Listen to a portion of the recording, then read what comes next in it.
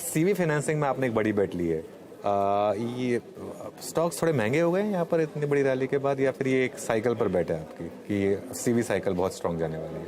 So I would say generally हमारी team ऐसे cycle पे बैट लेके नहीं इन्वेस्ट करती है, but it is more to do with, और ऐसे कोई नैरो सेक्टर पे भी आप जिस स्टॉक्स की तरफ शायद आपका इशारा हो, I think it is more broad based.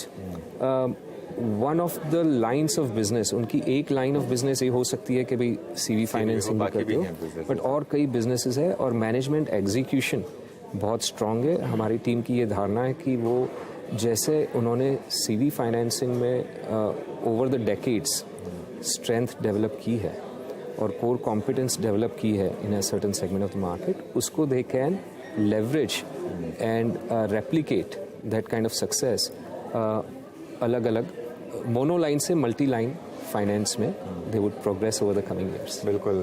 वैसे आप इनके फंड में है ये share, obviously Prashant ji stock specific बात करेंगे नहीं, लेकिन मेरा इशारा चोलामंडलम से था, लेकिन ये कोई स्टॉक स्पेसिफिक रिकमेंडेशन है नहीं। तो अभी यहाँ से लेकर इंडियन मार्केट में आपके हिसाब से क्या रिटर्न्स जनरेट होंगे?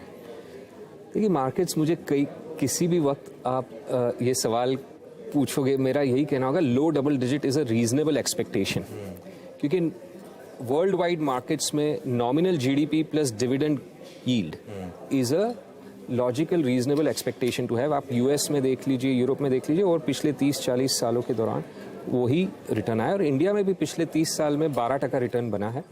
और आप देखोगे सेंसेक्स ईपीएस भी करीबन 12% ग्रो हुआ है, और नॉमिनल जीडीपी करीब 12% ग्रो हुई है। और उसका अंडरलाइंग कारण ये है, जो नॉमिनल जीडीपी ग्रो होती है उसी से corporate sales typically tend to grow right around there, and profitability over time has a certain level where it stabilizes, or corporate profits grow at around that level, and P multiple long period of time में P multiple का इतना अंतर नहीं आता है, और short period में उसका कोई अनुमान नहीं लगा सकते। बिल्कुल। तो over the next 12 months I would say 10 to 12% return is a reasonable expectation from equity markets। Okay, तो जो निफ्टी को 22,000 पर ले जाएगा, रिस्क फैक्टर यहाँ से आपके हिसाब से कोई, ऑब्वियसली रिस्क फैक्टर बता के नहीं आता है, लेकिन अगर कोई एज्यूम करना हो तो क्या हो सकता है? जो रिस्क बताकर नहीं आएंगे उनका तो कुछ कह नहीं सकते। अननोन रिस्क, जैसे कोविड हुआ, रशिया यूक्रेन हुआ। बिल्कुल बिल्कुल।